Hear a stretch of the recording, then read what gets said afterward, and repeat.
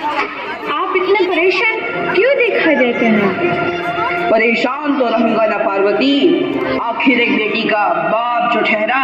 पार्वती, अब उसके हाथ पीले करने का समय आ गया है। पर हमारी आनंदी तो अभी सिर्फ 9 साल की है। अभी तो उसके पढ़ने लिखने और खेलने कूदने के दिन हैं। देख पार्वती, लड़कियां पराया धन होती है और जितना जल्दी इन्हें घर से विदा कर दे उतना अच्छा है। कल से आनंद की पढ़ाई लिखाई बंद। पर बापू, इसमें मेरी क्या गलती है? आप मुझे पढ़ाई करने क्यों नहीं देते? तेरी गलती है कि तू एक लड़की है। लड़का होती तो क्या बापू? लड़का होती तो क्या? लड़की, ज्यादा जबान ना चला, नहीं तो जबान हलक से खींचकर बाहर निकाल दूंगा। बापू, मैं पढ़ लिख कर कुछ बनना चाहती हूँ। मेरी पढ़ाई ना रोको बापू। आनंदी, तुझे पढ़ना है तो पढ़, लेकिन सारी उम्र बाप की छाती पर यूं बोझ बनकर ना बने। पर बापू, अभी तो मेरी उम्र पढ़ाई लिखाई की है। मुझे पढ़ लिख कर डॉक्टर बनना है। पढ़ाई पढ़ाई पढ़ाई, आज तो तेरी किताबों का काम तमाम करके ही छोड़ूंगा। ये ले। नहीं बापू, मत पढ़ो बापू। मंशोरी, नहीं बापू, नहीं। बापू, ये तुमने क्या किया? तुमने मेरी इन किताबों को ही नहीं पढ़ा बापू। मेरी किस्मत फाड़ दी, मेरी किस्मत। ये कापी किताबें ना सिर्फ छोरों के हाथ में अच्छी लगती है, लड़कियों के हाथ में तो सिर्फ मेहंदी अच्छी लगती है, मेहंदी। पर बापू, मैं लड़की हूँ तो क्या हुआ? लड़का और लड़की तो हमारी दोनों आंखों के समान होते हैं। चुप कर आनंदी, और यह एहसान मान कि अब तक जिंदा है तू। कहीं बचपन में गला दबाकर मार दिया होता तो यह तेरी बकबक नहीं सुननी पड़ती आज। पर बापू, मुझे चूल्हा जलाना अच्छा ना लगे है। देख छोरी, जितना जल्दी हो तू चूल्हा जलाना सीख ले, उतना ही अच्छा है तेरे लिए। और हाँ, तेरा ब्याह तो होगा, वो भी कल के कल। अगला जीवन है तुम्हारी यही कहानी। आंचल में है दूध और आंखों में है पानी। मुझे माफ कर दे बेटी, तेरे बापू के जिद के आगे मेरी एक न चलेगी। माफ कर दे बेटी, मुझे माफ कर दे। इस प्रकार मात्र 9 वर्ष की छोटी उम्र में आनंदी का विवाह गोपाल राव जोशी से हो गया। बाल विवाह एक सामाजिक कुरीति है और इस कुप्रथा का शिकार होना पड़ा आनंदी को। 5 वर्ष बाद आनंदी 14 साल की हो गई है। उसके घर एक शिशु ने जन्म लिया है। देखते हैं आगे क्या। देखिए ना, इसे क्या हो गया है? इसका माथा तो अंगार की तरह तप रहा है। इससे तो बहुत तेज बुखार है। आप बिना कुछ भी बोलते हैं। दीजिए मुझे। माधव, माधव, जल्दी से वैद्य जी को बुला के लाओ। जी, अभी बुला के लाता हूँ। ये तुम क्या कर रही हो आनंदी? भगवान की विभूति लगा रही हूँ। बस करो आनंदी, ये सब अंधविश्वास है। अरे आप यकीन तो कीजिए, भगवान की कृपा से इसका माथा ठंडा हो रहा है और बुखार भी उतर गया है ना बाबू? देखिए। दीजिए मुझे। उठो बाबू, आंखें खोलो, तुम्हें तुम्हारी माँ बुला रही है। आंखें खोलो, देखिए ना इसे क्या हो गया है। आंखें भी नहीं खोल रहा। आंखें खोलो बेटा। आप चुप क्यों है? आंखें खोलो बेटा, आंखें खोलो। आनंदी, हमारा बेटा कभी आंखें नहीं खोलेगा। नहीं, ऐसा नहीं हो सकता। मेरे बेटे को मुझसे कोई नहीं छीन सकता, कोई नहीं छीन सकता। पागल मत बनो आनंदी। माधव, माधव।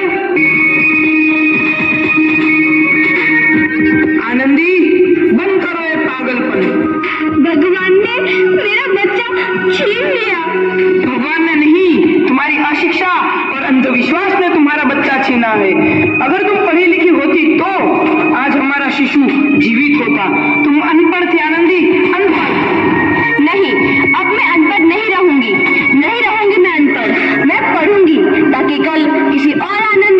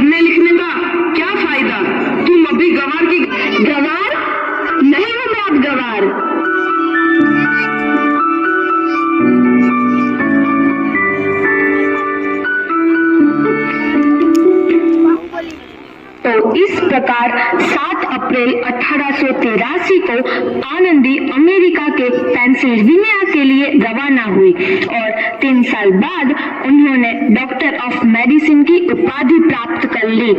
इधर आनंदी के पिता की तबीयत बहुत खराब है। आगे क्या होता है देखते हैं। लगता है अब मेरे जाने का समय आ चुका है। मैं नहीं बचूंगा। ऐसा मत बोलो। शहर के सिटी हॉस्पिटल में अमेरिका से डिग्री लेकर कोई बड़ा डॉक्टर आया है।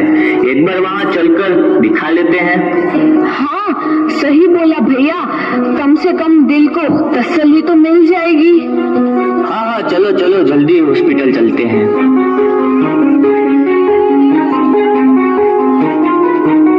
इस मरीज की हालत तो बहुत ही खराब है। कोई चमत्कार ही इसे बचा सकता है। ऐसा मत बोलो भाई। डॉक्टर साहब कब तक आ जाएंगे? लो आ गई डॉक्टर मैडम।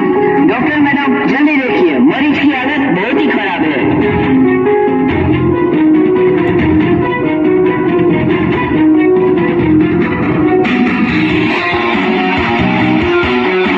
अब आप बिल्कुल ठीक है। मौत के मुंह से आपको बचाया है डॉक्टर मैडम ने। डॉक्टर साहब ने मुझे बचा लिया।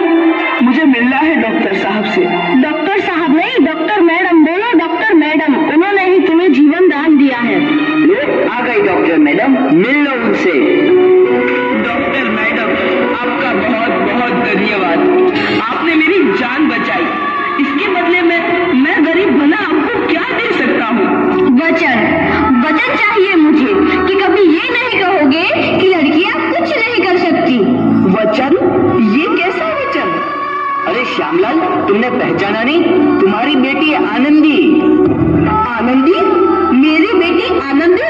डॉक्टर? हाँ बापू, वही आनंदी जिसके लिए बचपन में तूने चूल्हा और दुल्हा के अलावा कुछ नहीं सोचा था। आनंदी, आनंदी मेरी बेटी, मुझे माफ कर दे। मैं तेरा गुनहगार हूँ बेटी। नहीं बापू, वही आनंदी जिसके हाथ पीले करके तुम उसकी सारी जिंदगी काला कर देना चाहते थे। माफ कर दे मुझे मेरी बच्ची, माफ कर दे। मैं तेरा अपराधी हूँ मेरी बच्ची, माफ कर दे। नहीं बापू, मैंने तो तेरा एहसान चुकाया है। याद है ना अपना एहसान जो बचपन में तुमने मुझ पर किया था? ताने सुना कर जीते जी मार डाला था मुझको। अब बोल, और किस को मारेगा?